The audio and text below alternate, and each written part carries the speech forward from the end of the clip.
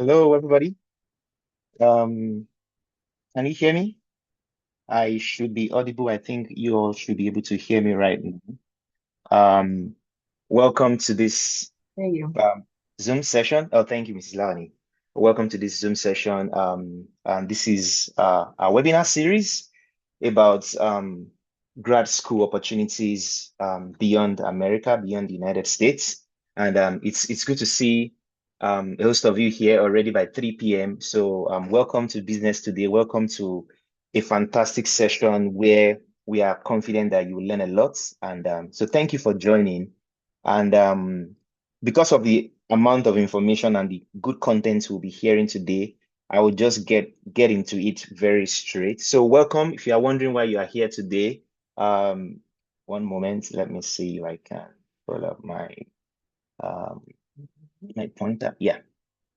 So this is why you are here today. You are here for this topic. You are, first of all, welcome to iScholar Initiative, and welcome to this webinar topic today, harnessing graduate opportunities beyond the United States. And then our speakers will be those, as you have seen. We'll get to introduce them much later. For the meeting agenda today, we would be going through a few things. First of all, we'd like you to know a little about ISI, iScholar Initiative, and then also our speakers for today that I think their profiles would be very inspiring to many of you. And then we'll get to the meat of today. Our speakers will talk to us about these opportunities, where they are, they've been to, they know quite a lot about, and they can educate us. And then we'd like to take questions and answers. And just for you to know, would like to keep everyone muted just so we have proper coordination. But do well to use the chat box, send in your questions and answers as soon as our speakers start to talk and you have questions, and we'll make sure to pick every one of them.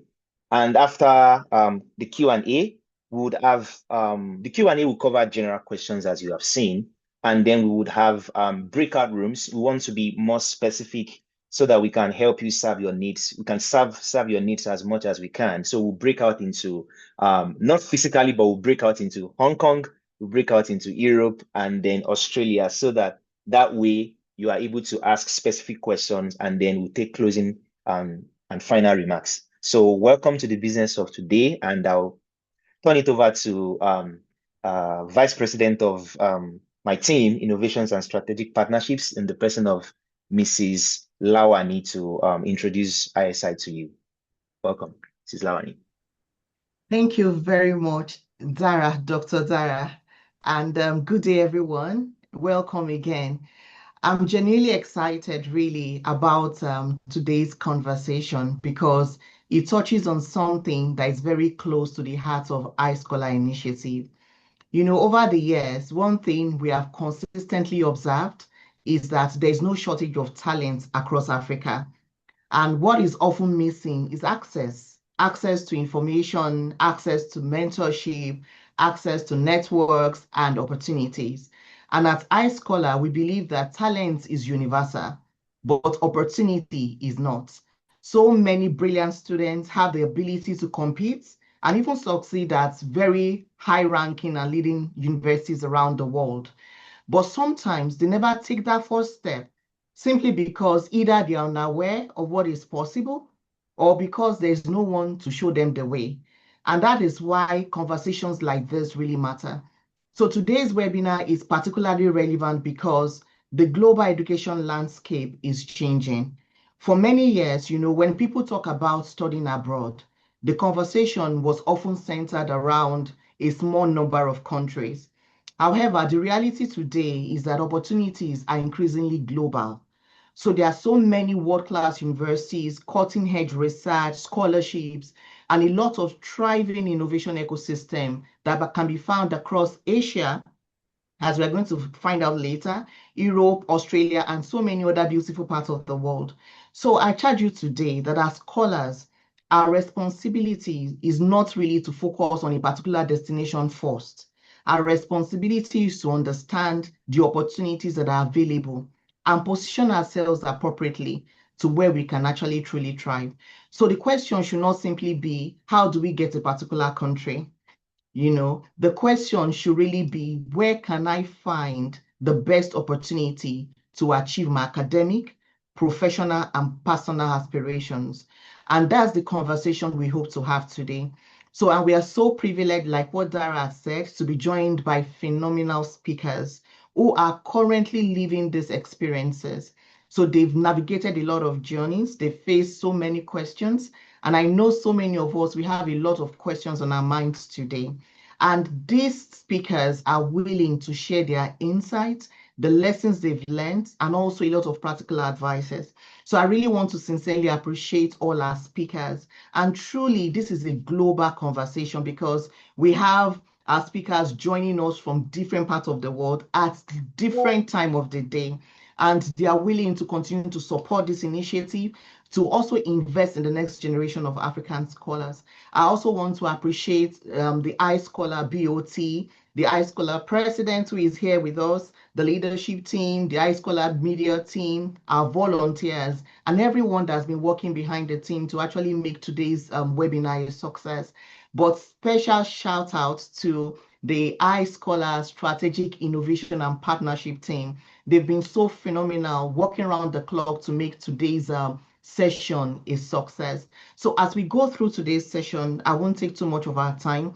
I want to encourage you to be fully engaged, ask questions, take notes, challenge your assumptions, explore possibilities you may not have previously considered.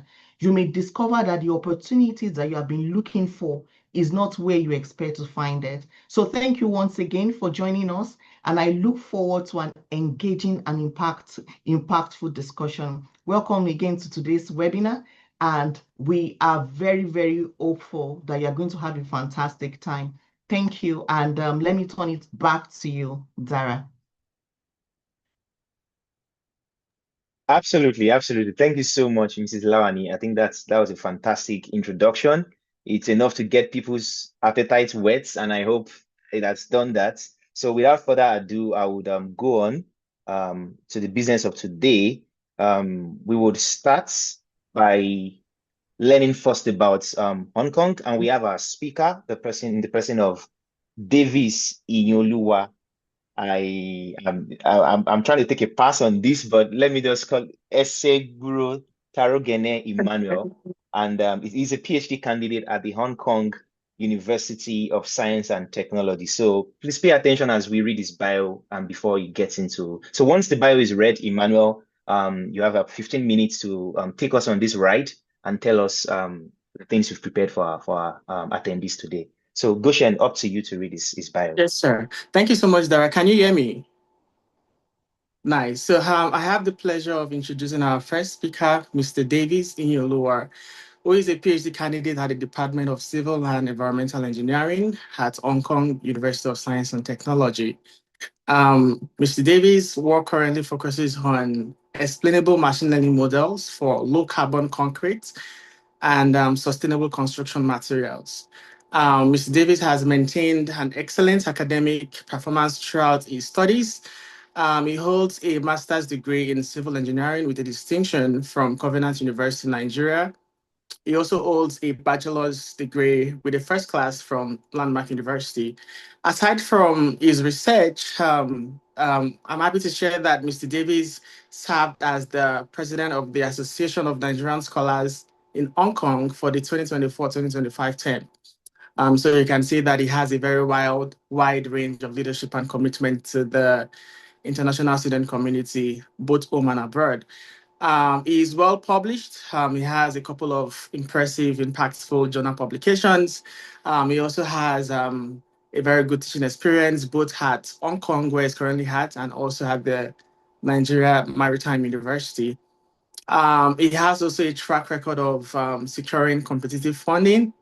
And so we are happy to have him come share with us today practical step and insight on how to navigate opportunities, specifically in Hong Kong and regarding Hong Kong university applications. So without further ado, please join me as we give the stage to Mr. Davies as he comes share with us um, practical step on how to win some of all the scholarships in the Asia region. Thank you. Mr. Davies, you have the floor. Thank you, Thank you, Mr. David. Thank you so much. Thank you. It's a privilege and honor to be here to share my insights about Hong Kong.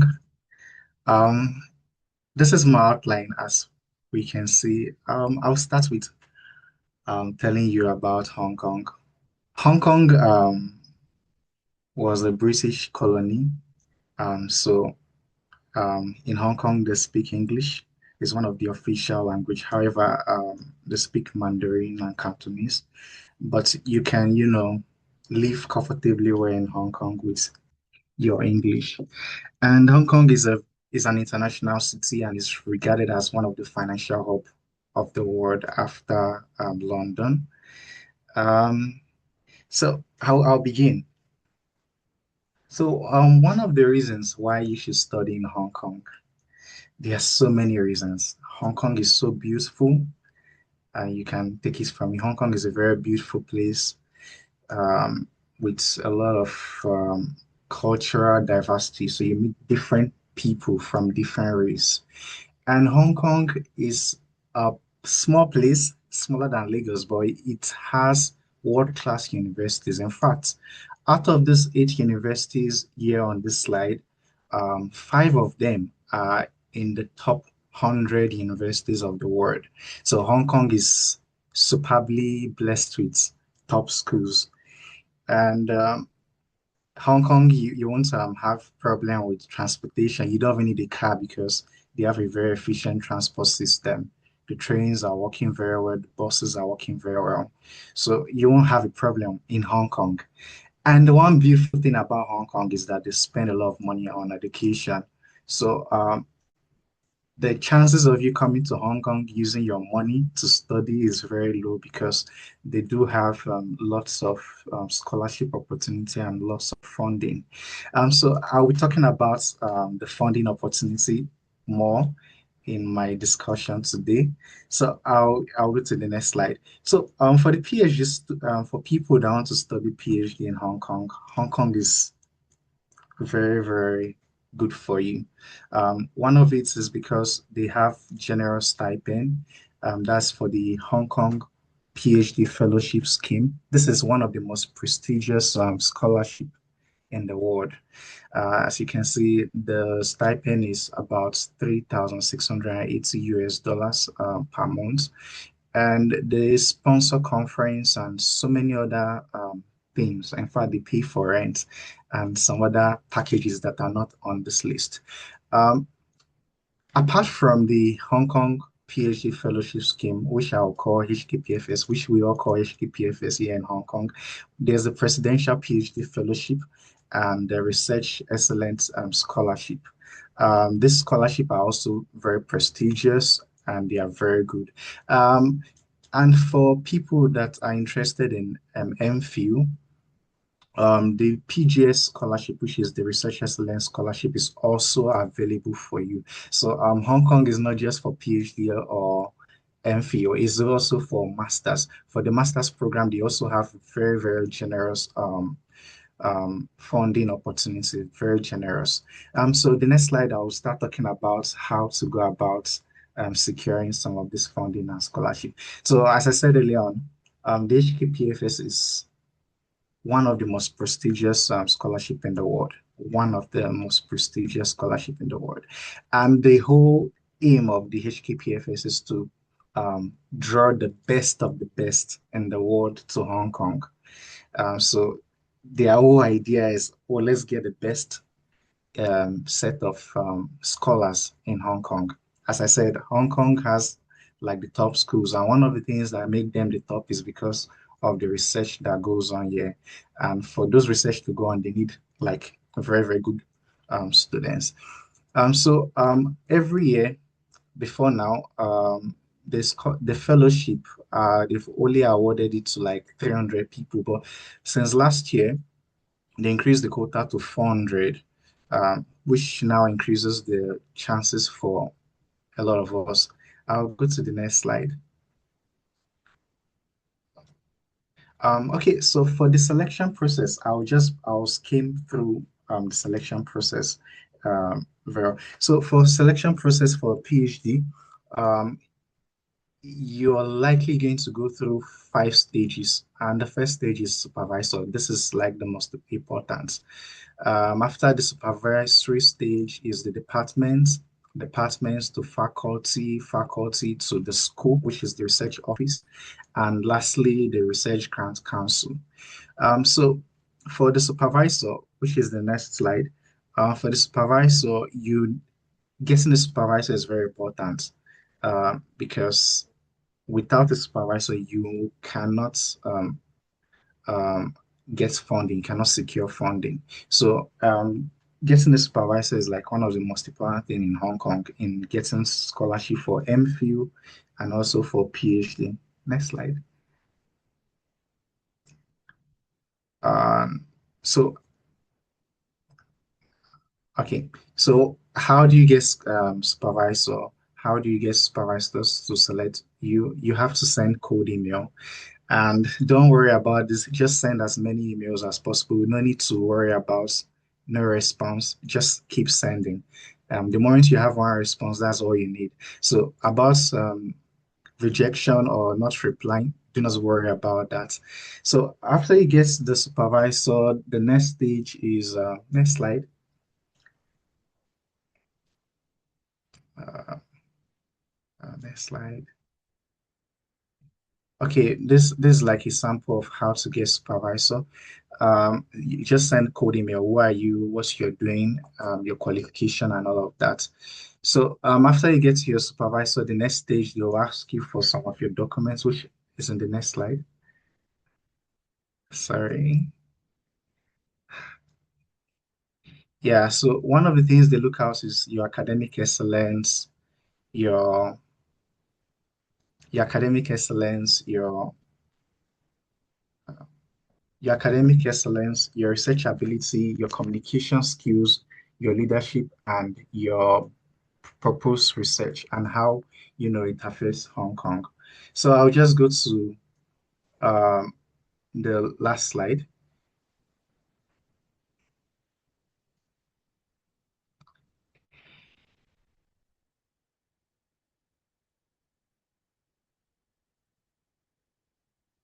very last slide.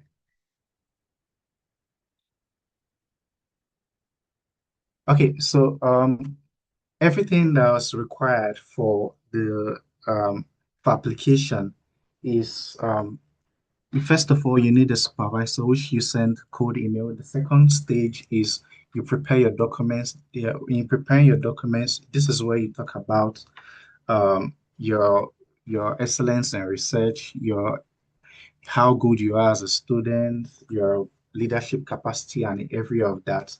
So that's all about the beginning of the application. Then one other thing I will talk about is for the master's program. For the master's program, one way to go about it is for any course you want to study, go to the website of the department and get the link of the secretary and talk about yourself, just like the code email sample I give. You talk about yourself, your research, your grade, and all of that. When you talk about that, then you ask that you want to apply and you need funding. So that's one of the best ways to actually get funding for just normal masters. You have to like be proactive by sending the departments an email telling them who you are, your academic background, and every all the excellent stuffs you've done so far in your life. So the opportunities in Hong Kong, after schooling in Hong Kong, you get to have a 2-year work visa, and this 2-year work visa is not dependent on you getting a job to get the visa. You have 2-year work visa as a student. You're also allowed to work. After the 2 years, you're also allowed to have an additional 2 years, even if you don't get a job the first 2 years. You're also allowed to have another 2 years. And for your permanent residency, your time in school is calculated for permanent residency. So it's not like some other places whereby when you're in school, it does not count for your residency. So Hong Kong counts every time you spend here. And one of the incentive in Hong Kong is that their medical system is very, very cheap. So you don't have to worry about cost of maintaining yourself health-wise here because the healthcare system is quite affordable. And Hong Kong is the heart of Asia. So when you're in Hong Kong, it's easy to, travel around, to travel everywhere. For example, myself, I'm still in Hong Kong. I get access to like the mainland China. I get access to Philippines, Taiwan, and different other countries. So Hong Kong is quite very, very interesting. And when you're here, it's also very easy to get visas to other countries. So thinking about it, Hong Kong is really, really nice. And there are lots of opportunity for both masters and PhD students.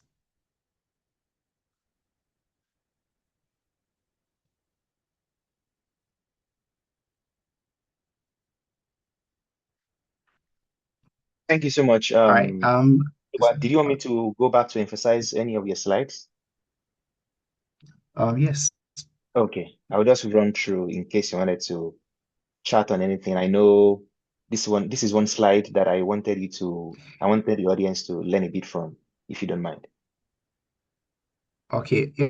Yeah. I was talking about the things you submit during your application. So one of the things you need to like keep aside is your certificate. For anything you tell the school you can do, you should always keep a proof. Like if you say you have an award for excellence, just have a proof, a certificate that shows you have this award. Then any activity you do, just ensure you have proof of working wherever you say you work, and also reference letter. Just prepare it, and especially the reference letter. Be careful write your reference letter because reference letter, especially for the HKPFS, carries about 30% of your score. So your reference letter cannot be generic. It cannot be he's a good student, he's God-fearing. It has to be very, very specific. The things you did in school, everything. So just ensure, especially your reference letter is very, very detailed. So be careful of who you tell to write reference letter for you. So that is one of the things I wanted to like highlight. But I would like to highlight on the other slide, which is about the department.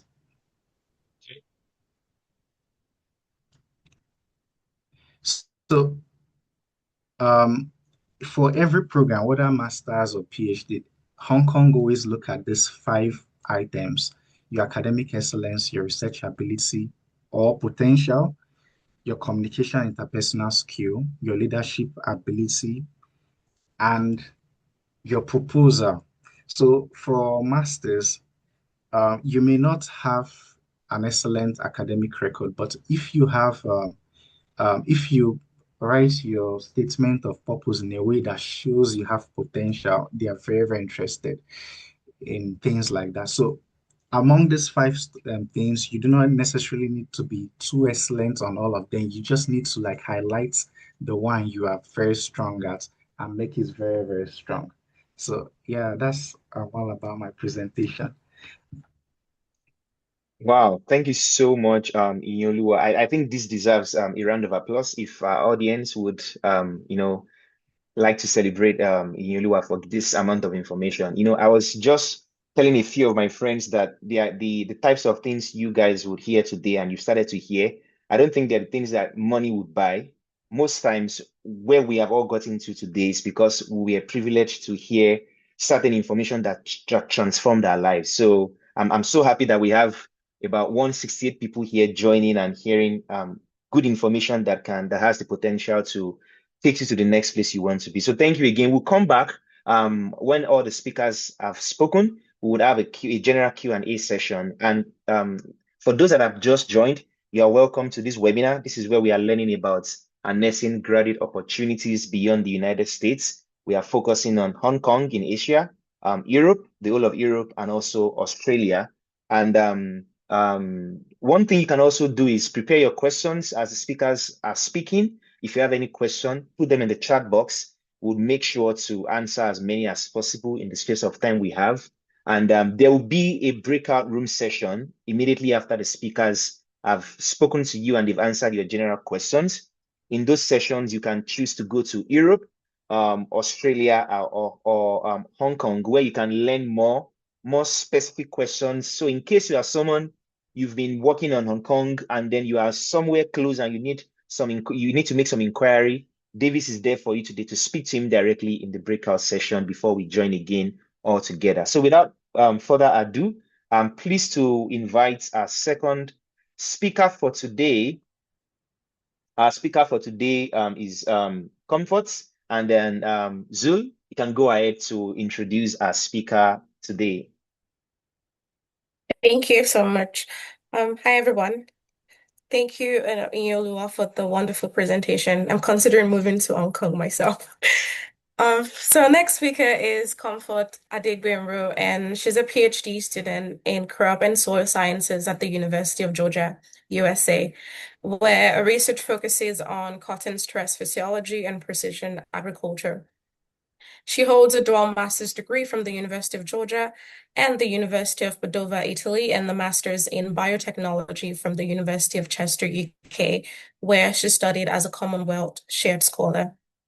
Her undergraduate degree in crop science from Landmark University, Nigeria, was completed with first-class honors, as well as earning out the Best Graduating Student Award, funded through the David Oyedepo Foundation Scholarship. Comfort mentors proactive African graduate students through Edufurther and as well as the Nigerian Scholars in Italy post-admission support program. Runs a YouTube channel that shares scholarship guidance and application tips. So if you guys want to check her out, and has personally navigated scholarship and admission processes in the UK, Italy, and the US. So join me in welcoming Comfort, rather. Welcome, Comfort. Oh, you're there? Okay. Sorry, I need to unmute you. Okay, thank you so much, Dara, and thank you so much, Zoe. And thank you everyone for the invitation to speak. I hope you're able to learn one or two things about graduate study opportunities in Europe. Next slide, please.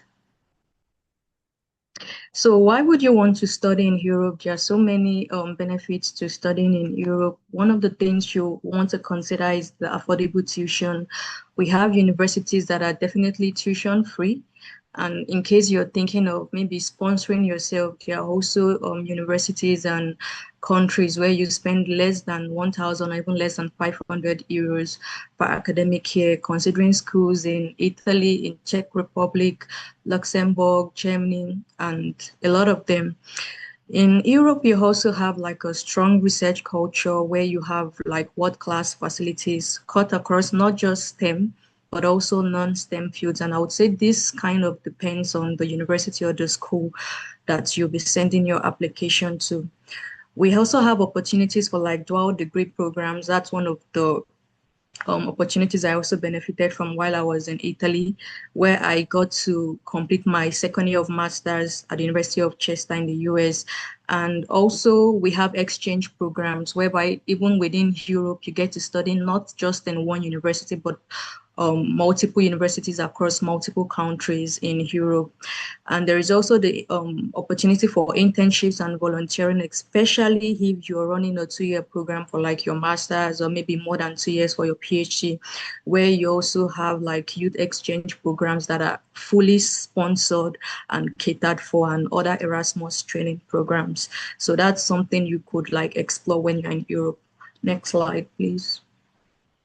So I'll first of all be talking about major scholarships or some of the popular scholarships that we have across Europe before I'll further dive into some of the scholarships that are peculiar to each country and maybe some universities.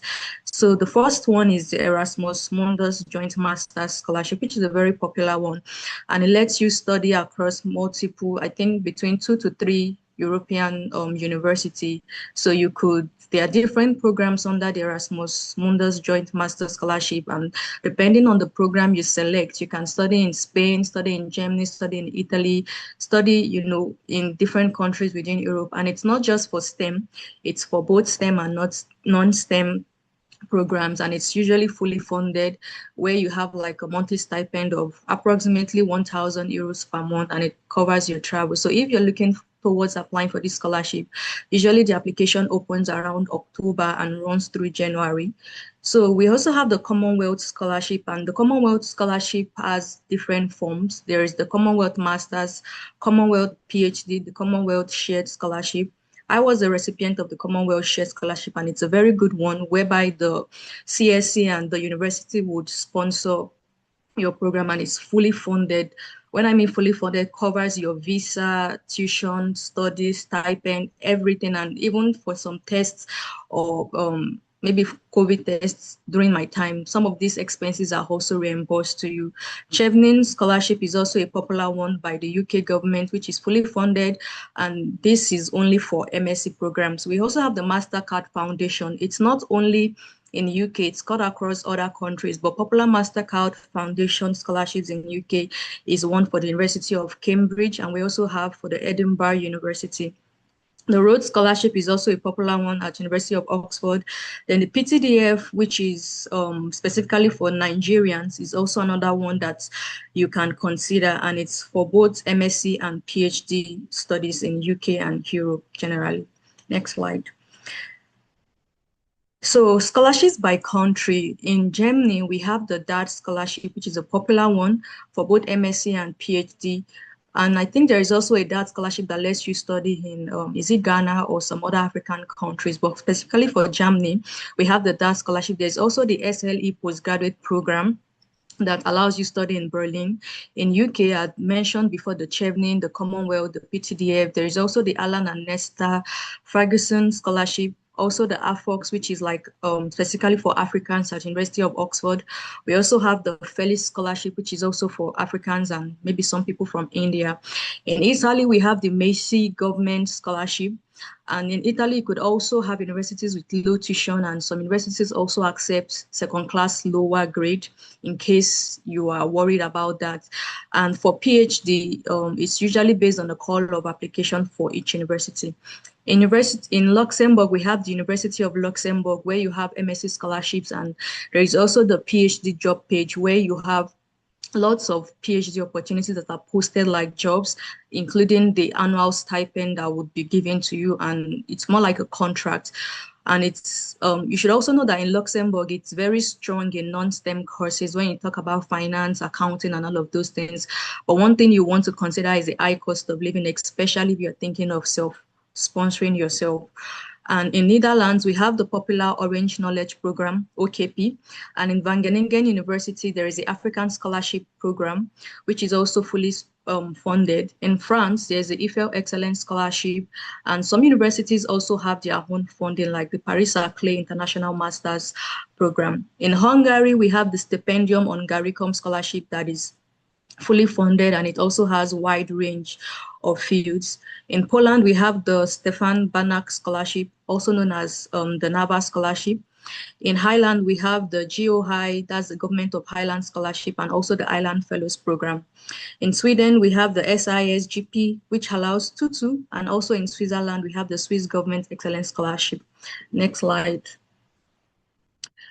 So, talking about university options, PhD route, and funding, like I mentioned before, there are some scholarships that are university specific. So you want to definitely start from the university website. Say, for example, you know the country you want to study or the university. Some of the scholarships I've mentioned earlier are external scholarships, and they are usually posted on the university website, but then there are also like some internal awards that you would want to explore.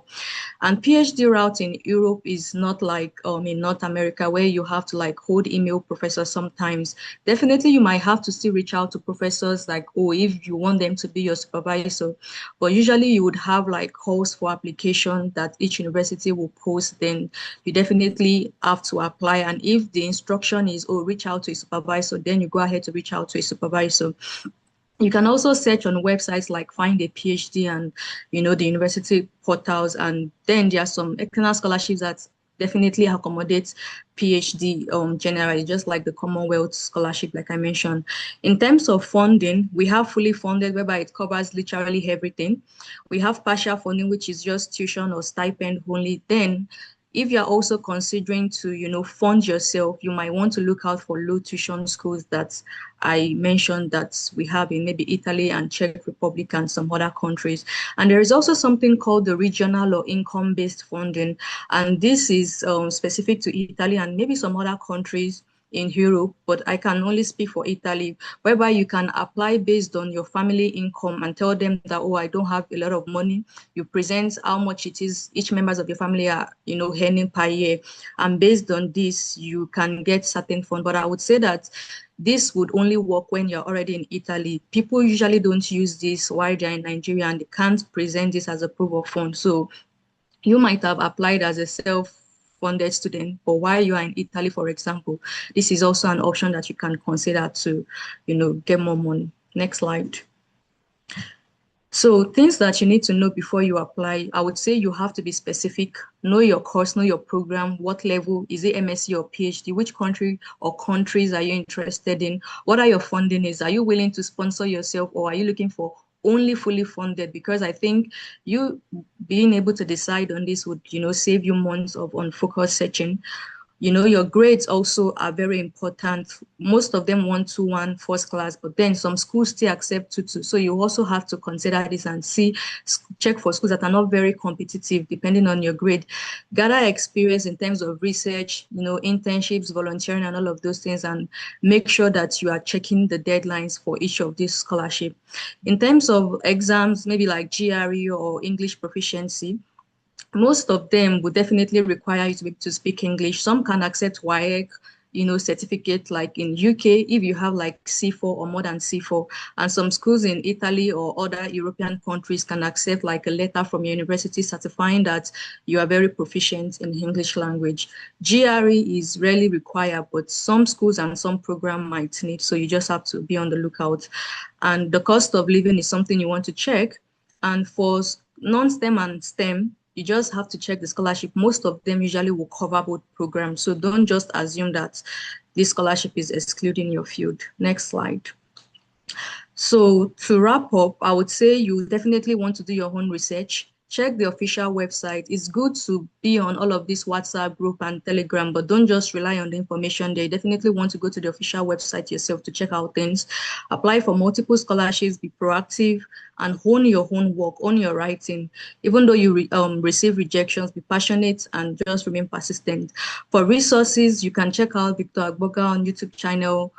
Fine Girl Habro, she talks mainly on scholarship opportunities in Italy. I also have a YouTube channel called Moments with Comfort, where I've interviewed quite a number of scholarship recipients and how they were able to apply.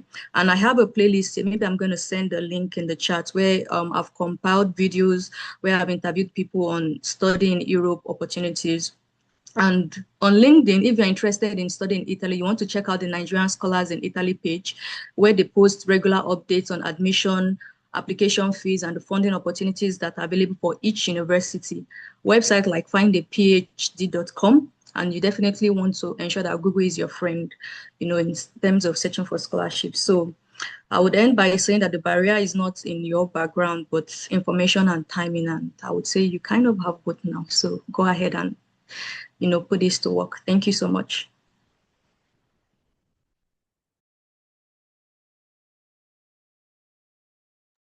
I was muted, but I'm wow. This is I like the closing sentence or motivation that Comfort has put here, and I think you should consider yourself very privileged that you are in that small class of people who have the right information and have that at the right time. So that's one thing that we put at the back of our minds and drove us to come up with this webinar session where there's obviously we have many talents, we have many people with first class, many people with 2-1, and it's not even by the grades alone. Many smart people, smart, young, talented African people who only need the right information. And I'm a testament to that. just because I was able to be in a space and in a time when I had the right information that catapulted me into the next phase. So I hope all of this is something you are learning from, and it's clearing your eyes and then bringing a lot of clarity to your mind about that positive future that you have. So thank you so much, Comfort. And one thing I appreciate Inyoluwa for doing, and we can start doing that, maybe Comfort can join. I see questions already in the chat box, and I can see that Inyoluwa is starting to answer some of them as much as it could. So Comfort can also look through. If any questions look like things related to Europe, you can drop those there. But again, we would have a general Q&A. So thank you so much once again. I hope that has been very educative for our audience. So right now, I will be, we have the last but not the least, actually the farthest, farthest and interesting part of the world. You can see what Australia looks like. And it looks like I should take the next flight and join Favor right now in Australia. So we'll be hearing from Favor Agbajo, who would be speaking about opportunities in Australia. Apparently, he's in Australia, and we'll have the honor of introducing Favor, and my good friend, Dr. Idowu Kunlere, would help read Favor's bio. Please pay attention. I would unmute you. Sorry. Yeah. Thank you very much, Dr. Dara. It's a pleasure. Favor Agbajo is a doctoral researcher at Deakin University, Australia, working on hybrid conditioning solar PV and energy storage systems for zero energy buildings. He holds a first-class BSc from the Federal University of Technology, Akure, and an MSc with distinction from Durban University of Technology. He has prior academic and research experience in Nigeria, South Africa, and Hong Kong, with industry experience spanning residential, healthcare, and industrial construction, including dot engineering. Favor specializes in building energy modeling, structural engineering, construction planning, and climate modeling.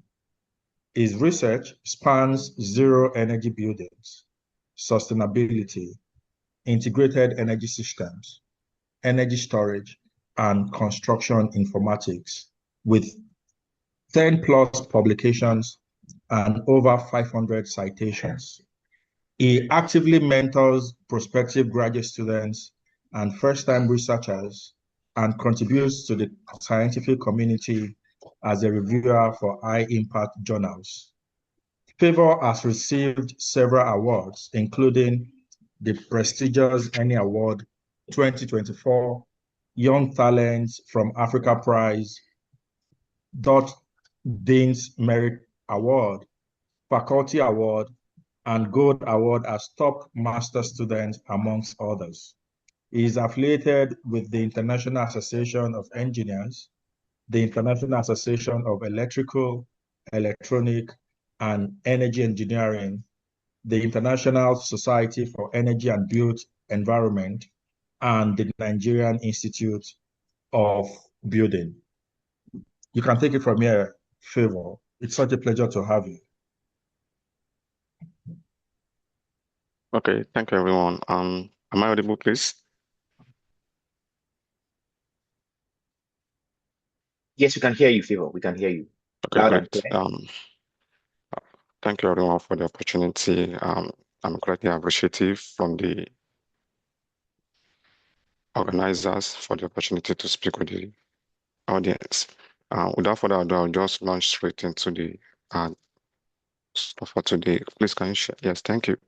You can see many of the speakers have also said, why this, why that? So I want to begin with this as well. While Australia is a land down under and then is absolutely quite different from many parts of the world. Yeah. Like I spoke recently with somebody when the entire world is in summer, Australia is in winter, and vice versa. So, but without further ado, we have about 42 universities in Australia. 3 of them are private, and 39 of those schools are public. So, which makes it very easy to explore the public universities.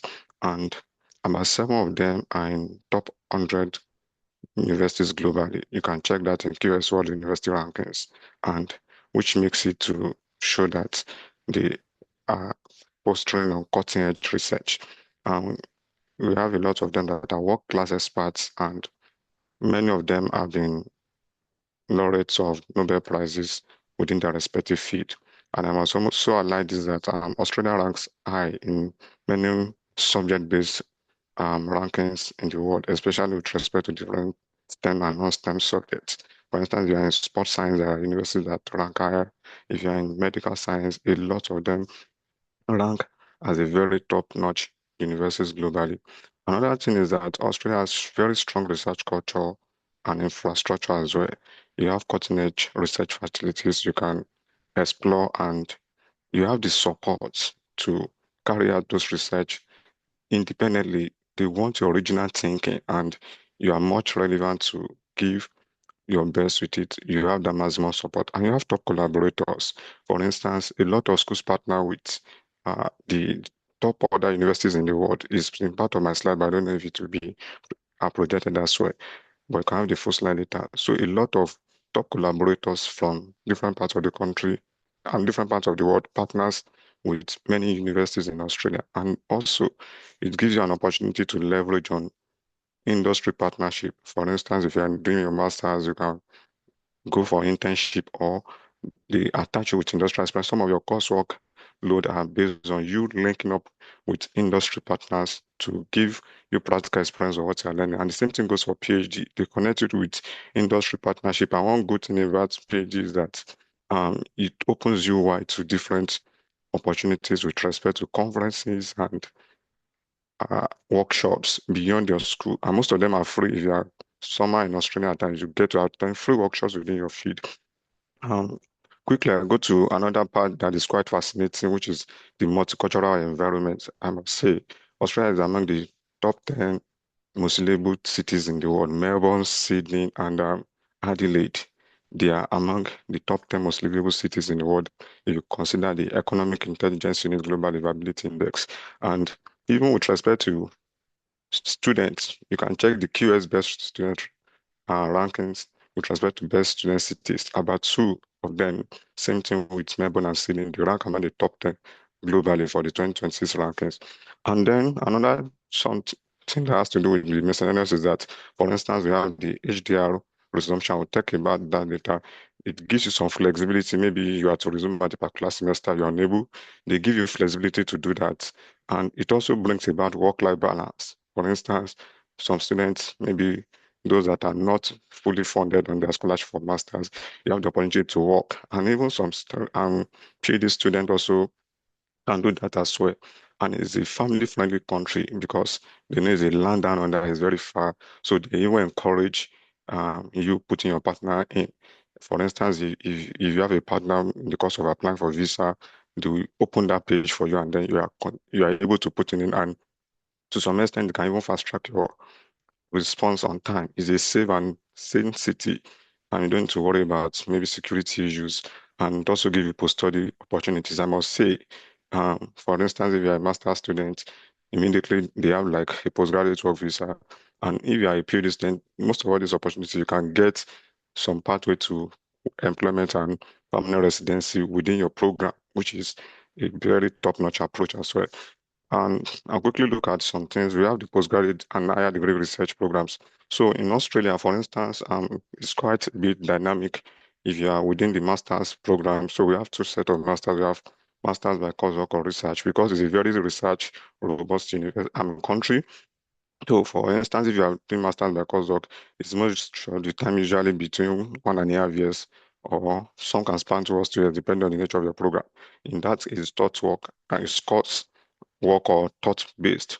But the other one, which is Masters by Research, which is to MPhil, is usually combined with PhD. So those two, Masters by Research and PhD, is usually called higher degree research. And once you're in that case, they take you as staff.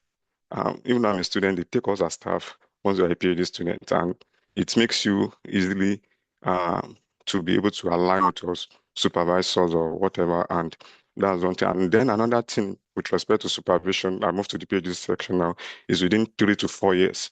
For instance, if you are done your master's before, you're eligible for 3 years. And even on some cases, there are some that you launch through from direct bachelor's to PhD, and depending on the nature of the program, it can be 3 years or so, or 4 years, because they give you a very long, extensive visa to carry out your program. And then for the PhD project, it's not really coursework heavy, it's an independent research supervised by academic experts. And one thing I must highlight is also the strength of the country. For instance, the country has some national goals. And you might say, am I in this field? These are just a short list. We can have a lot of them. It's very easy to find out on Australian website. So we have the field that are very prominent, like climate and energy, earth and medical sciences, engineering, AI and IT, social sciences and education. And also the country invests a lot on agriculture and environment. Quickly, I want to go to the admission requirements and application process. Just like many of the previous speakers have spoken, we have the eligibility basis, and your admission qualification matters a lot. For instance, honors and masters. So in this case, I believe most of all, the way the Australian system is packaged is that for their bachelor's is a 3-year program. So those that have honors is like another 1-year program in which you are into research proper as part of this. But most of our undergraduate universities, they've already incorporated that in our system. That's why we finish with 4 or 5 years. So it's very essential. And it can be with masters or without masters if you are considering PhD. But let's say for masters alone, honors is very essential. And English proficiency. Australia is an English-speaking country. You don't need to worry about English in the course of joining. It's an English-speaking country, but they will require evidence from you.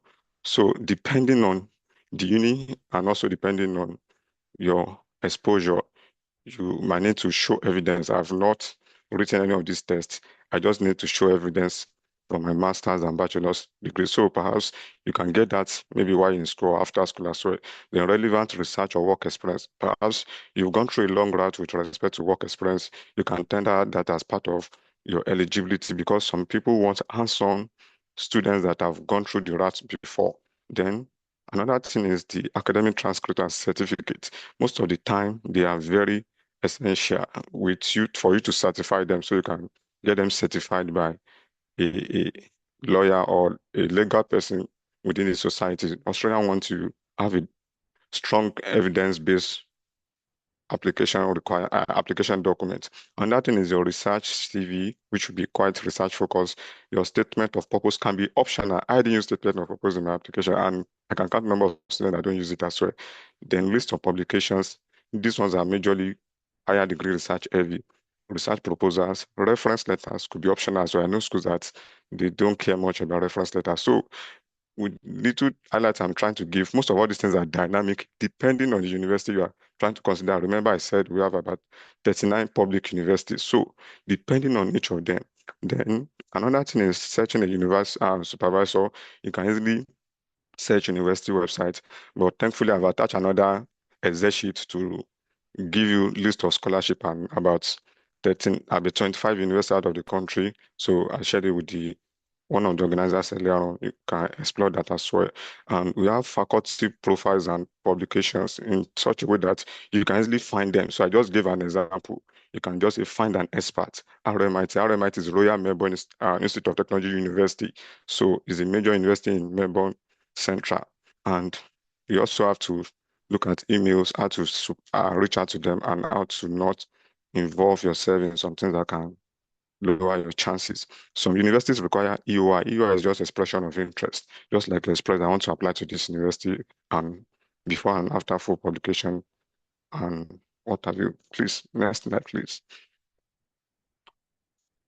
Yes, just like a continuation. So basically, like Comfort mentioned earlier on, you need to find a trajectory for yourself, identify your research interest, find a supervisor. The slides are there just for interest of time, apply for admission and scholarship. But I must say that your research proposal should not be a long, extensive document, just a snippet of what you want to do, aim and objective. We'll see it later on. And then just like I mentioned earlier, email potential supervisors with a brief overview of your research ideas and research or scholarship from universities and external sources, your light of achievement and potential in the future of the application. Next slide, please. Yes, I know many of us are much fascinated about this. So we have different scholarship and funding opportunities. So I'll just say Australia has like three bases of funding. We have the government funding, we have the university-based funding, which is very robust, and also we have industry or project-based funding.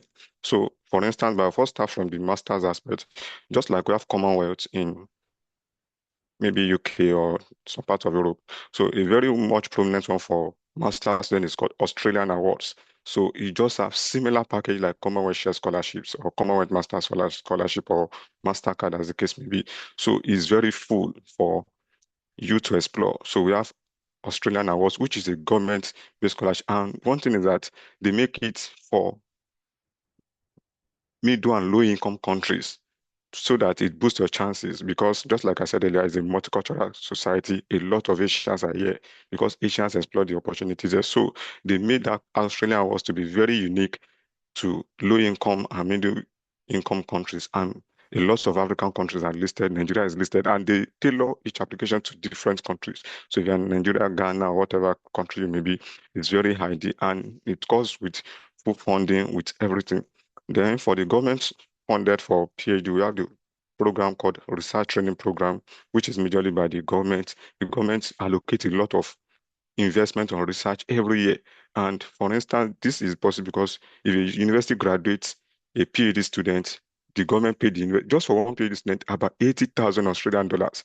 So imagine a university graduating about 40 in a year, which most of them do more than that. You can see it's running to millions. So which is very essential. And this quota are very used by the university again to get funding. And then this leads to university-based scholarship.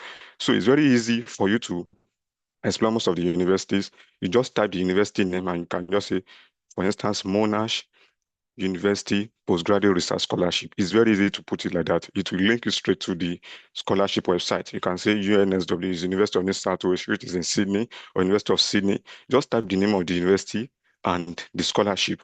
That's it. And then the other one is Australian Research. Please, previous slide, please. Yes, Australian Research Council project-based scholarship, like I mentioned, most of them are industry-based. And you can see the scholarship package, it pays your school fees and living expenses is between 34,000 to 52,000 Australian dollars per year. And you have relocation and travel allowance. The university tends to reimburse you back after you moved in. They refund you back your money. And then you have health insurance as well, so that you don't have to worry about it. They cater for your health insurance. And this is not for the time your visa will your program will finish is till your visa will finish. They make it side by side. And we have the competitiveness factors, which are very essential. We have the strong academic record, published research and conference papers, clear research proposal, and some other tips to maximize our chances. Because of time, I will need to move to another slide, please. Yeah, so thank you, Steve. I would have Yeah. to keep running a bit. Let's see how we can. Yeah. Yeah, we have like maybe 6 minutes more. Let's see. Okay, thank you. So quickly, I'll look at writing a compelling research proposal, and it must be a strong one to great extent, and you can just see the highlight from what is being listed. So it has to have your title and project summary, brief introduction, background, problem statement. They want to know what you are doing, and then just some research questions or project team and objectives, because most of them are research heavy, and the methodology and expected outcomes. And supervisors look for novelty and originality, feasibility of it. They want to look at how are you able to do that within a few couple of period and timeline you have. And then the alignment with your research. Most of all these supervisors have research interest. So I employ you to check their profile first before launching, and also the relevance and contribution to their discipline and their potential impact as well. So quickly move to the next slide. These are just some highlights on the previous thing I highlighted about how you can write a compelling research proposal and CV. So it has a compelling title, a project summary, and just research questions. Quickly, the next slide. Um, it has to have specific aims. So that's if you are doing master's by research or PhD scholarship. So it has specific aim and objective. You list what you want to know with different evidence to justify the project. So you have to do your background research earlier. Most of them are very intrigued to have much rapport with you if they know you have a research proposal earlier. And then you can just create a little theoretical framework if applicable. Some supervisors are friendly before you even kickstart the program. They interact with you on how to put this thing to maximize your chances. Next slide, please. Yes, most of them they always want the timeline because most of them win projects and they are time based. So they always want you to have a timeline for that.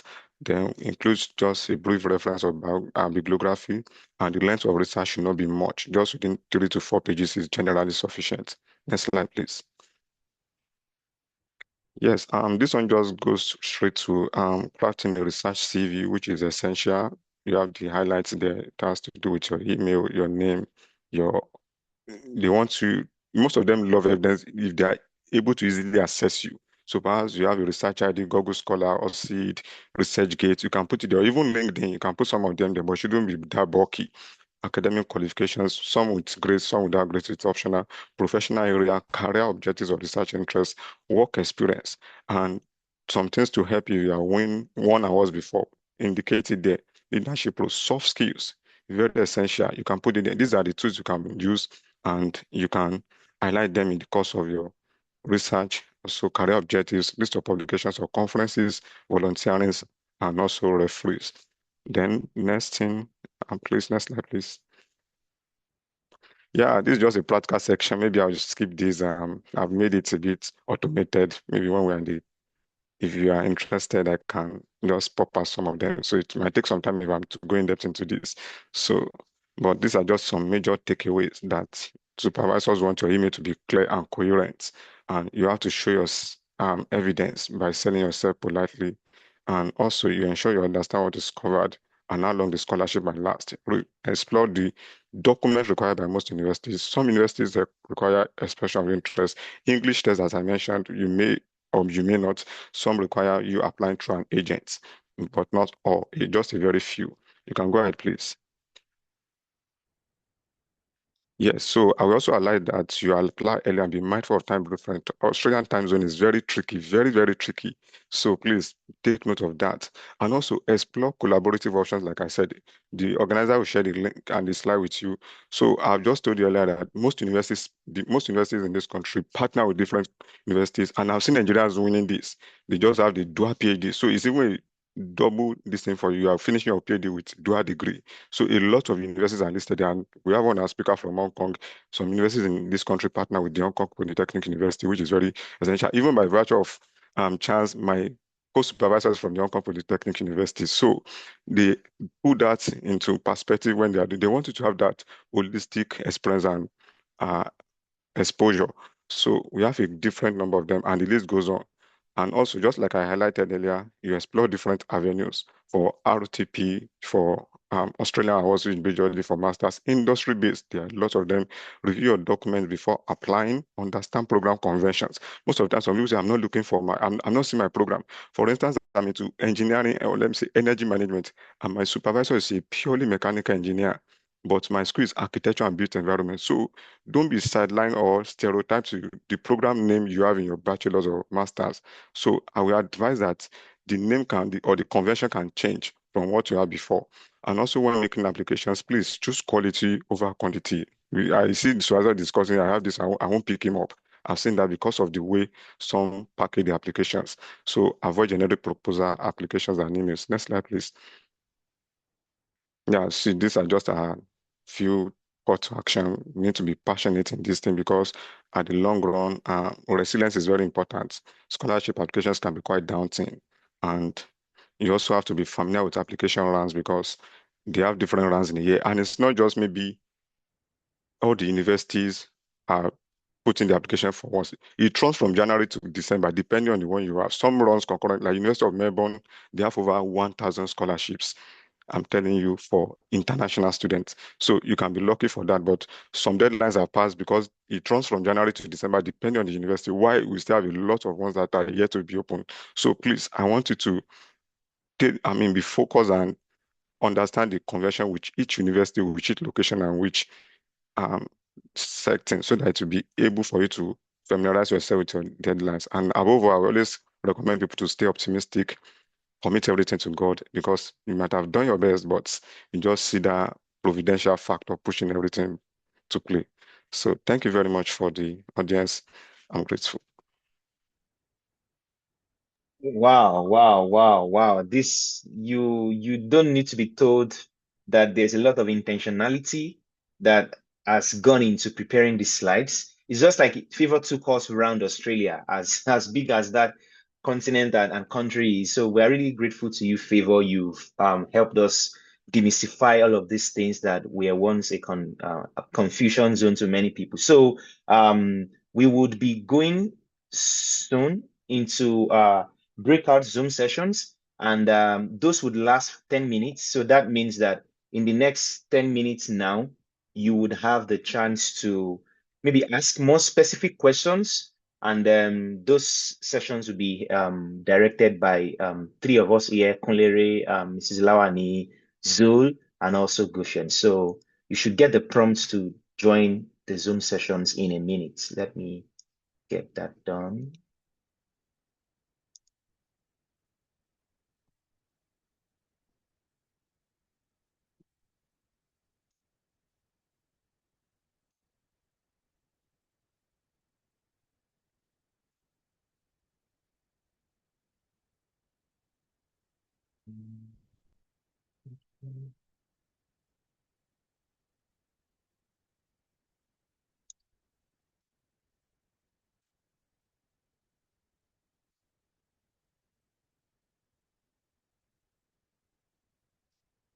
Let me know. Are you guys able to join the sessions right now?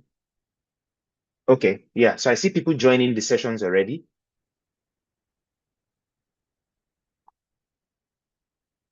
You can choose any session you want to join.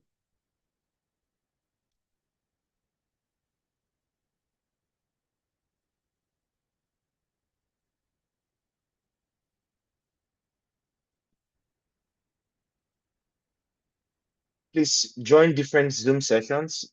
Zoom, I see people joining different sessions.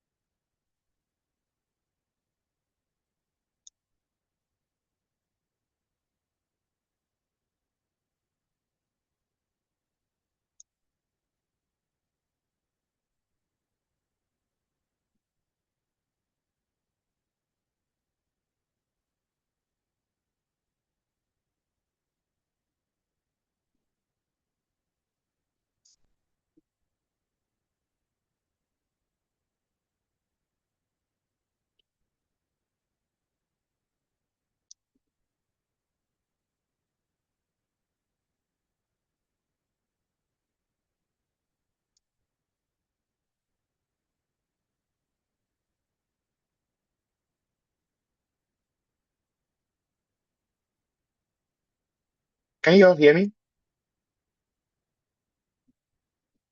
Okay.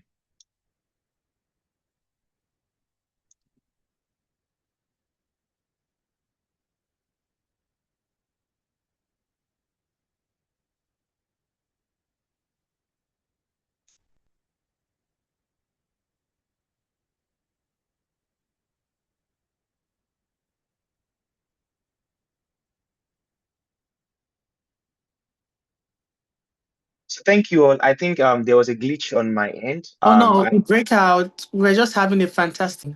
Oh no. My I was pulled I into remember that it. we haven't taken the questions that we wanted to take here. So Oh. I think that was an error from my end. I had assumed that we already because I was just yeah. So I'll take. I know several questions already have been answered by our speakers here, but permit me to just since Favor is still here, let me take some questions that were asked about Australia So Favor, can you hear me? I would, yeah, I've unmuted you. So there's a question here from Yes. Samuel Ojo. Samuel Ojo is asking if one only has a broad idea for research, is that sufficient to reach out to potential supervisors? Should one be more specific? I think you kind of answered that, but you can quickly give a short answer to his question. Okay, thank you very much. Yes, they welcome research ideas, but at the same time, it must align to each of the supervisor's interests. So we highlight that you check their profile first before launching into their mail. Let them understand the fact that, okay, you have this background. So a strong research experience is very good, but at the same time, it has to align with their pattern or their profile. So definitely you see various ones that are pretty much applicable to you. But at the same time, there must be that element of alignment. And a lot of them have broad research interests. So they conduct more than multiple one research, and some of them are interdisciplinary. Some of them also they might have cases whereby the impute expertise, just like I mentioned, Australia fosters co-supervisor. You can't have a single PhD supervisor in Australia, no matter any university you have. So at least you have two supervisors that we make sure that your project is being uh, well done, and it's because of the fact that they have that robust research experience. So you can just tailor that experience to that your background to what aligns with their own interest. Thank you. Okay, thank you. Just a follow-up question to that. Augustine is asking a question here. She's a PhD candidate at University of Minnesota. She says that she frequently receives messages from prospective Nigerian graduate students. I know this is something most of you might be able to relate with. She says that many of them ask how to structure a strong research proposal before applying to a graduate program. Um, so what are the best tips in preparing like a proposal or like a research statement that a candidate is preparing to send to a professor, a potential candidate? And any of you could answer that. I can even take that to Yoluwa actually, because I know you may have done some of those too. So let me unmute you and also unmute Comfort. Any of you can jump into that.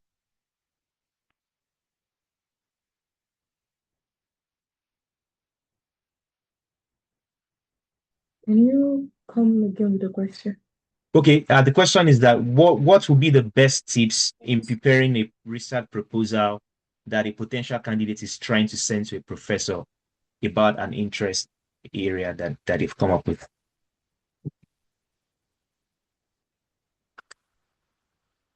I would say your proposal definitely needs to have clear objectives. You also want to be able to justify why you really want to carry out the research. And just like Favor mentioned, you want to write a proposal that is in line with what the supervisor is doing. You could have good ideas, definitely, but if you're sending your proposal to a particular supervisor and the research is carrying out does not in any way relate to what you're writing, you probably would not even be a good fit to, be selected in that case. And like I said, your research should be clear. You need to have good objectives and why exactly, what is the research gap that you're trying to fill in. So I think things like that.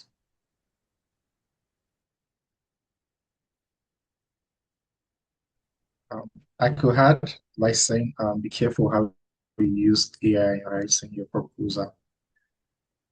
Um, because some supervisors are presently supervisors pay attention to that. So be very careful with AI. Um, then another thing I noticed is about Hong Kong. I can only talk from Hong Kong and talk about Hong Kong basically. Is for proposal when supervisors ask you for proposal, many a times is they're not asking you what you want to do. They are just trying to see how you think, how logical you are, and your problem solving skills. So it's more of they want to know how you think about problems and all of that. So it's not really a big deal. Many a times you may not necessarily um, do that exact project. It's more like I want to know how you think. and all of that. I hope that helps.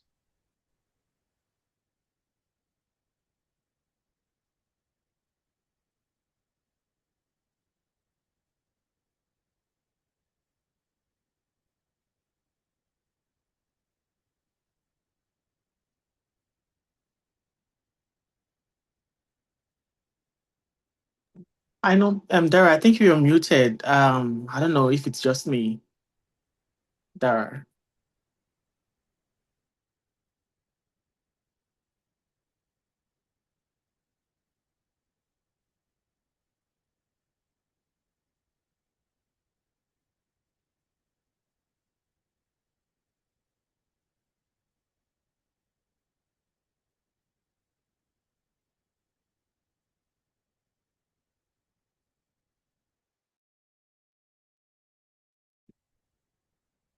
Can you hear me now?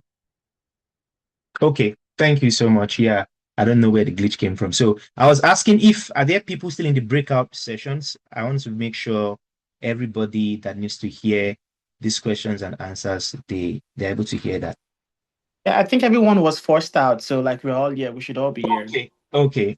That's good. That's good. A few more minutes for this general Q&A. Goshen and Zul, you can help me if I missed any question that any of our speakers haven't yet responded to. Please, you can go on to read them.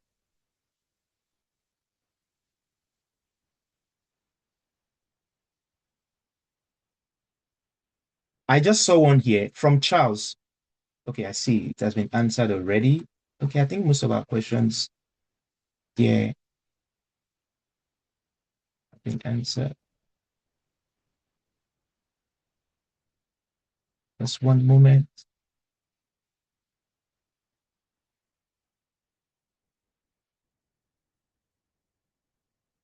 Okay, I think we would head back to the breakout rooms now.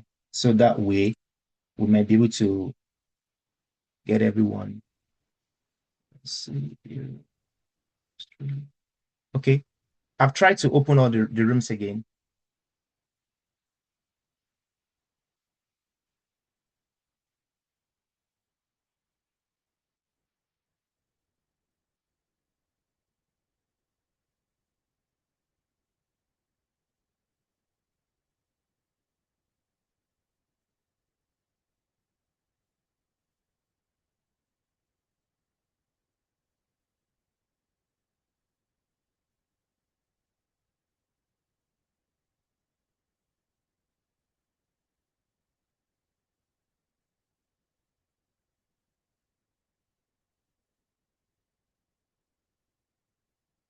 Yeah, everybody, please do well to join any room that is of your interest.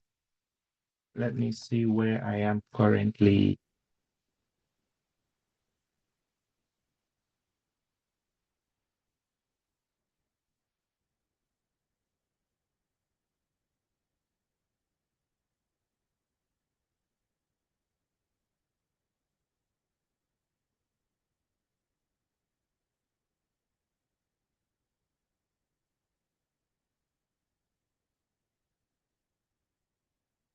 A couple of yeah, a couple of scholarships in Asia. Like, so what is what is the best catch? I know there's MEST, I know there is one in Singapore, I know there's one for China. So like, what is the um what is like the popular one that people can really really get, or the one that really really take a lot of Africans or Nigerians or what have you from your experience? Yeah, thank you. All right, thank you. Basically, from my experience, I think the Chinese scholarship is popular amongst Africa. Yeah, we all know China. Yeah. Yeah, thank you so much. So we have a couple of questions. The first one is, how important is it to have a publication as an undergraduate seeking MS opportunities in Europe? It's a plus if you have a publication, but I would say it's not a very big requirement. While I was putting in my applications, I had zero publication, I will be honest. So, but I would say that if you have like some other awards that could be very good, especially Commonwealth. They are not big on maybe publications. Definitely. The government base and also for the university-based scholarships. So you can easily have access to that. But ideally, I think this is where we can use our cutting edge skills in AI. You can just type it online, list of schools in Australia. That will go a long way. Or you can also engage AI with it's just the way you prompt AI. There's something called prompt engineering or AI prompt these days. So it's something you can maybe is a bit tricky, but I must say each of the states in Australia have universities. We have 6 states and 2 territories. Even there's a very large country as large as almost as US. So, but we have just 6 states and 2 territories, and each of those states and territories have universities, 42 in total. So I can just highlight some of them. We have RMIT University in Victoria, the state where I am. We have University of Melbourne. You have Monash University. You have Deakin University where I am. You have Swinburne University of Technology. You have La Trobe University. You have uh, for New South Wales, we have University of New South Wales, we have University of Sydney, we have University of Newcastle, we have University of Wollongong, and then the list goes on like that. So please, I will advise that you Number of years or something. That is Yeah, question one. Chinese. Okay. Chinese schools, their masters is actually for 3 years. Um, That's that's that's their style. 3 years masters. so I think he's trying to weigh the boat. Should it go for the one for 3 years or the one for 2 years? I don't know if if different schools have different number of years to complete their masters or something like that in China. I don't know if that is a question. If that is your question, I can tell you maybe you want to. If we didn't get it correctly, maybe you want to unmute and shed more light. of course. So because it's part of the thing you've highlighted during your program. So in as much as it is in line with what you are doing or what you intend to do, so it can be cut as work experience. Yes, although in the professional world they want post-qualification experience, but into your research, maybe because of your NYC or internship, you learn some tools, you learn some skills, you learn some software. They count as something you can use in that program. Quite a number of questions. Uh, quite a number of questions. I'm Yeah, coming. sorry, it was my bad. We have relatively like 11 more minutes. So to Yeah. take all the fever is really he's doing a great job now with the time. So I To hope he's able to to search answer for any. to search for school and program. Out there, I think I've done that already. Is publication necessary? Not mandatory, but essential. I mean, but is advised. What do you advise someone who got a fully funded scholarship to start an MSc program in one of China's top schools, but the number of years is three uh, compared to other countries? Is it that 2 years? I don't know if this question is directed to me. From your experience, what would you advise such a person to build foundation as a start of new program? What pitfall would you say to avoid? So I would say that for somebody who is into one program before, it doesn't matter. In fact, I have somebody that had a bachelor's in marine science, but a master's is in construction management, and she really built on that. They also foster transitioning, just like maybe that I know I did building naturally in my bachelor's, but now I'm into energy. I've transitioned into energy, so it's very easy to a great extent so far you know what you are doing, and the person also highlighted what pitfalls should you avoid. For instance, like I mentioned earlier, one of the major pitfalls is unclear or vague research ideas, and also issues like maybe uh, just sending generic mails, and also applying for what you at the end of the day may not really be into, and also at the case maybe trying to get into programs that you don't really know the full understanding of the program. And also another pitfall to avoid, especially with time, is the issue with timeline and time zone. Also okay, this one is for Luxembourg. Um, my question is that currently I'm in final year in electrical and electronics. So in order to secure opportunities for my MSc, I need to make publication. I must say this for MSc, publications is not a must. Most of the time they look at your work experience, your leadership skills, and some of the things you have during your bachelor's. It's not a set in stone for masters, taught master's degrees, like I said, for Australian awards. But for masters by research, they can just highlight something. You may not even have a publication. And thankfully, some of them allow you to upload the abstract of your bachelor's thesis, especially if you are going for masters. They allow you to upload that just to show that you have that evidence of that. So they can just upload. I remember from pure chemistry to pharmaceuticals. It also, there should be a way to bridge the gap. Check, first of all, if the university that you want to apply to are able to accept you with your background in pure chemistry for pharmaceutical chemistry. Definitely, they have all of those requirements. If the university can accept you, most often the scholarships would not have like a problem. Say, for example, Commonwealth, they don't care about what you've studied as long as you can get admission to that university and you can then explain how your proposed program or your proposed course of study, can solve a particular problem. The scholarships usually would not have any issues with that. So 2-1, definitely you can get a scholarship. Are all public health programs research-based on based all public health programs research-based or most have to be aligned to SDG goals? As a matter of fact, it's not just public health programs. Whatever you're studying, depending on the scholarship you're applying to, some of them definitely want you to have that link to the Sustainable Development Goals, and Chevening and Commonwealth are definitely big on this. So whether you're studying agric or even is engineering or construction, Sustainable Development Goals, they would even ask you specifically in Commonwealth, like how does your program relate to which particular Sustainable Development Goal? So it's not just about public health.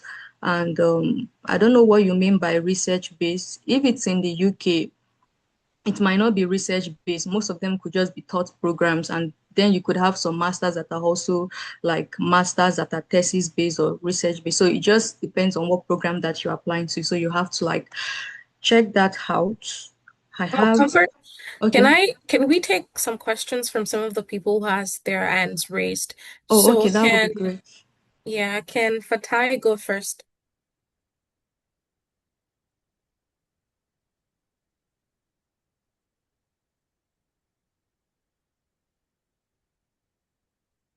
Fatai, you can ask your question. Before he does, I don't know what's going on, but for applications in Italy specifically, do you need to have GRE or IELTS or any sort of graduate examination or test of English examination? Usually, no. In Italy, most of the schools would accept you a letter from your bachelor saying that, oh, this person is good, and like all of the courses were taught in English. But just to be sure, you can always still reach out to the university. And in terms of GRE, most of them don't require GRE or GMAT. But if it's not stated on the program requirement, then it's not required. Right. So most of you asking about the proficiency for Italy, you don't necessarily need it, but it's still important for you to reach out to the school that you're applying to make sure that you get the requirements that they need. I don't know if Victoria can unmute and ask the questions she has. And while she does that, we can ask other questions. So does Trump leadership experience, community development project, and volunteering services, like does it count for the Erasmus Mundus scholarship? I don't know if you have experience with that. So, I would say whatever experience you've gathered through volunteering counts for whatever scholarship you're applying to, is as long as you know how to tailor it to whatever requirement it is they're asking for. So whether for Erasmus, yeah, it's always a big plus, honestly, for whatever scholarship to have like volunteer experience, community development, and all of that. Just look for how you can align it to what is being requested. Right. Thank you so much. Another question is, can you apply if you're in your final year of undergrad, can you apply without having like your final certificate or your final transcript? Yes, you can. You can definitely apply. And I think Commonwealth usually states this, that if you're a final year student in your last year, it's fine to go ahead to, make this application as long as you would have your certificate before, you start the program. And I think there's usually a deadline for you to later send in your certificate and all, but it's very possible for you to apply while you're still in your last year. Okay, so someone says, oh yeah, Victoria, you can ask your question. All right. Good evening, Ma. Good evening. Okay, my question is quite related to the last question you answered, but I'm currently having a year left as an undergraduate. I don't know, maybe if there are some things I should be preparing, like maybe doing before I complete my university. Yeah, it's a good one that you're thinking ahead. Definitely, you want to start familiarizing yourself with these scholarships themselves and know exactly it's what it is that they are requesting or requiring. And if, let's say, for example, some of these scholarships are big on community development, you want to start seeing how you can get yourself involved in things like this while you still have the time. If there is an opportunity for you to volunteer, especially as it relates to whatever course it is you're doing, even if it's just teaching or being involved in like an awareness program for like the sustainable development goals or anything that relates to what you're doing, even if it's like going for an internship, that kind of stuff. This is also an opportunity if you can collaborate with some people to Concurrently, as you apply for admission, you apply for scholarship. Quickly, most of the universities they don't really go into GRE to a great extent. So it's just maybe higher. Please be careful if you are writing any English test. Maybe your case may be you might need to write take for Hyatt or PT. But a good one is if you have a very strong evidence of English test and evidence of proof of English. So it also counts a long way with that. I didn't use it, but it's university centric because it's still an English speaking country. But the Australian Awards route, we won't still have to secure supervisor first before one applies, and we won't be going through the normal school application page. No, Australian Awards have a very specific. that were Wow. interested. So it's not just academic they look at. They just need you to be exceptional in one thing or the other. And so don't give up. Just apply. Sell yourself the best way you can. And Right.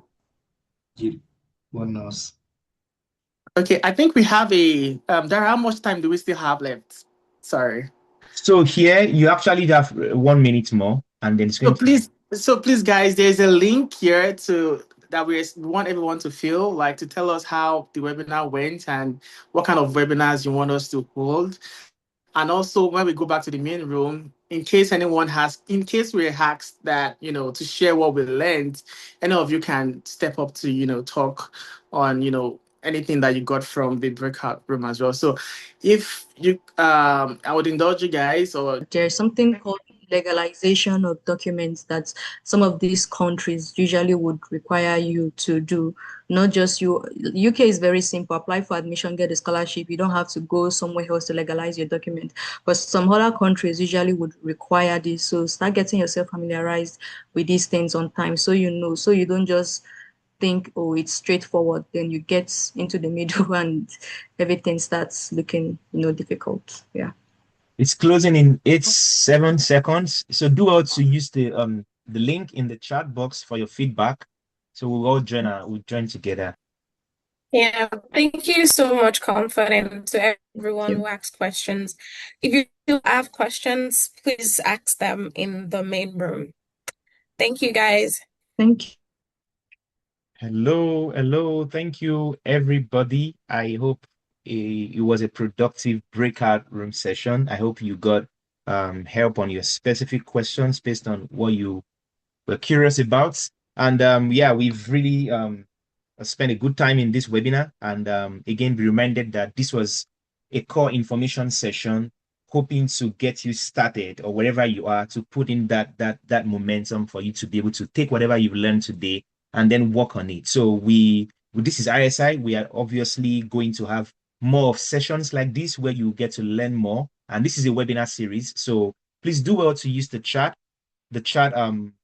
box to respond to the feedback link. We would like to hear from you what you would need more for us to bring to your attention, the types of things content you would like to hear. But I just want Mr. Victor Ogumola, if he's still here, please you give us like a closing remark in the next few minutes.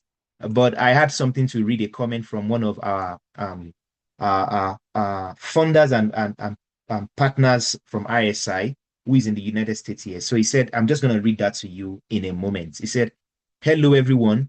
Please consider every information shared on this webinar seriously. I know it's a common practice for most scholars to show interest in the United States colleges for graduate studies. However, with the recent policies and changes and uncertainties in international students' application to the US, there's need to begin to consider other regions of the world for your initial graduate studies. But this is a clause. Meanwhile, considering other regions of the world for starting your graduate studies adventure, master's or PhD, does not still stop you from getting into the US to study on the long run. So here is a caveat. This process is what it terms two steps option compared to applying to the United States directly. So that what that means is that you give yourself a great chance. Like Comfort, she has been to Europe. So Comfort has like a well-rounded experience from Europe coming to the United States. So this is what Dr. Femi Akambi is saying. And he's saying that especially, he says this process is what I call a two-step option compared to applying directly to the US universities like someone like myself did, especially during this period of uncertainties in policies. And he gave an example. He said, over 20 ISI scholars have followed this two-step option where they completed their first graduate degree program from another part of the world like Europe, Asia, and Canada, South America, before relocating to the United States to continue their graduate program. So if you can convey this to the audience and have done that, I hope that's something that motivates you. And so if Mr. Victor Ogumola is still here, who is the president of iScholar Initiative, I know he will be having a busy day. He may have dropped out already, but it will be our honor for us to hear from him to give us closing remarks. And yeah, I know many of you are asking how to get. We'll make sure that we are able to make these materials available for you one way or the other. So we know it's something you can take from here. But if Mr. is here, let me unmute you now. 1 minute. Yeah, you should be unmuted now, sir. Yes, thank you so much, Dara. This has, in fact, to be very honest, I thought, let me get in and get out because I had other things, but I can tell you the speakers, the moderator, everything about the whole program kind of kept me back seated. I've not really got up of my seat since the comment of this program from beginning to the end. And as you can see, I took so much notes. I was in grad school over 2 decades ago, yet all this, it has been a lot of learning for me. So I think my assignment here is very simple. I just want to thank, first of all, our speakers. You've done fantastically well. I've learned a lot, like I said. I never knew Hong Kong speaks English. I thought that was a barrier. So thank you, Inyolua. That was a new trivia for me today. Comfort, your final words after your presentation was so insightful. The barrier is not your background, it is information and timing. And of course, all of us here have both today because we have the information and all of us have background.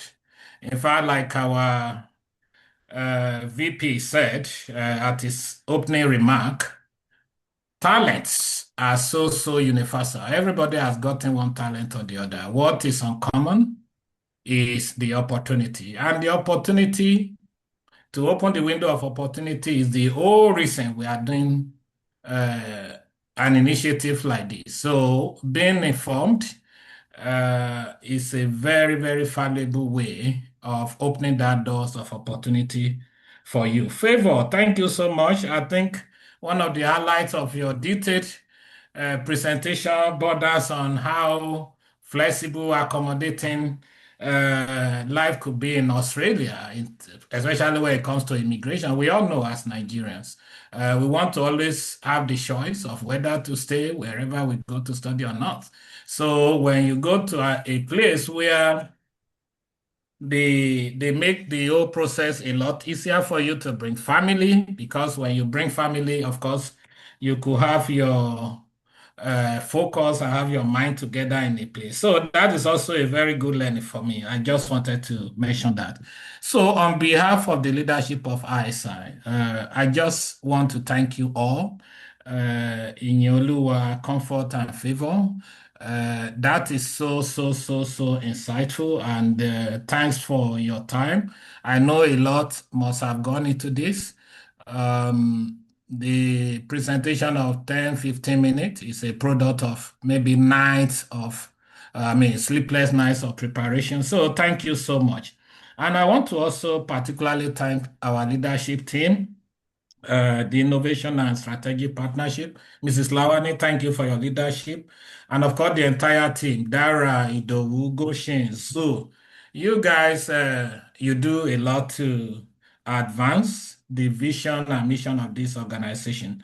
And to our prospective scholars and the entire audience, I just want to say that I think I made a comment in the chat room that you guys are really blessed. Uh, Over 2 decades ago, I know we had to pay for time to browse at Cyber Cafe. I think that was a time you had to pay like 1,000 naira to have a 1 hour browsing window. And God save you in your 1 hour, your 1 hour, if you have a 30 minutes efficiency, then you are lucky because apart from the speed of the internet, sometimes power outage, sometimes, all manners of things. Now you cannot really have that concentrated focus to do a lot. But that was the time we lived through when we had to go to the library and we have to browse through the physical shelf. But now, at the tip of your fingers, the information is there. You have your personal devices. Information is everywhere. Of course, it is also important that you have people who had walked the path to share that information. So I'm just saying that it is a lot easier this day. So we can always we fulfill our part, what I consider as our KPI here, the key performance indicator as an organization is what we just done. We've brought these people together. People have put in time and time to make sure that everyone has the information they need. So what you do with that information is only yours. So meaning that this doesn't end here. So you have to begin to take steps. Don't be like somebody that is only motivated when he hears about good news. So within a couple of hours, then that enthusiasm kind of die in natural death. I know you are not that kind of scholar, not that. So all I'm saying, be self-motivated, be driven, and stay focused. And of course, utilize all the information you've got today. And I can bet you it may take time, just like our speakers mentioned time and time again. Yes, send the emails, apply. I can tell you, I went to school in the UK. And today, I've been living in the US now for about 20 years. So all I'm saying is, sometimes you think, yes, the key driver for doing this is just the simple fact that, number one, things are happening in US today, which is temporary. But I can also tell you it is a blessing in disguise because sometimes we are so much focused on our comfort zone in a way that to put all other opportunities in our blind spot. Even here on this call, Goshen had to round trip to UK first before coming to US. Today is wrapping up PhD program in the US. Idowu had to go to is it Finland? So if you are still on the line, you can keep me honest. So he had to run through there today. He just graduated his PhD in the US. We have so many of our scholars today that had to go somewhere first before coming to the US. So you you don't have to stop. You don't have to put anything on hold. So get on. I think it was Favor that mentioned. I think that was a question around when do I have to apply. This is a round year kind of things. Maybe some application portal will open a certain month, but for me, you have to make this a job. Um, I don't think there should be any day that passes by that you should not do anything about your grad school journey. Either you are reading something, either you are surfing the net for information. You never know which one will click. So, without wasting so much of your time, once again, on behalf of our BOT and the management team, I want to thank especially our innovative and strategic partnership team. This is a very fantastic. I mean, at a point, we were hitting like 200 plus attendees. I think I will tell you this is one of the most attended program in the history of this organization. And not just being attended, but staying engaged. Because even right now, we still have over 80% of folks that started with us. So thank you so much.